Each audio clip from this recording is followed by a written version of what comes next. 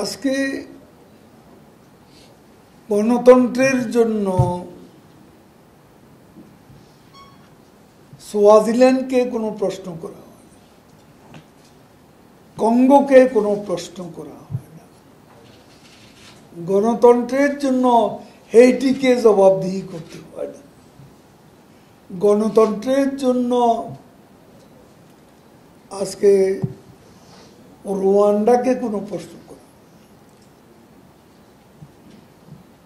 আমরা নির্বাচন নিয়মিত করে আছি,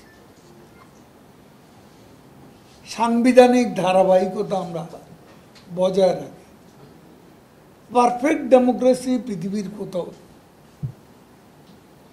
আমরা পারফেক্ট একথা আমরা কখনো দাবি করি না, তবে আমরা পারফেক্ট হওয়ার পথে আমাদের চেষ্টা আন্তরিক, আমাদের প্রধানমন্ত্রী আন্তরিক, এটা তিনি প্রমাণ রেখেছেন। তাহলে নির্বাচন ব্যবস্থাকে প্রধানমন্ত্রীর অফিস থেকে বিচ্ছিন্ন করার দরকার ছিল, স্বাধীনতা দেওয়ার দরকার ছিল না।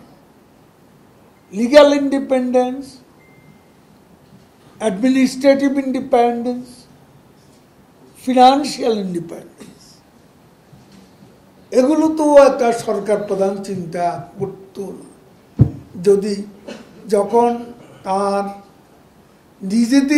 নিজেরই অধীনে ছিল পুরো নির্বাচন ব্যবস্থা, 2009 সাল পর্যন্ত বাংলাদেশে সেটাই ছিল।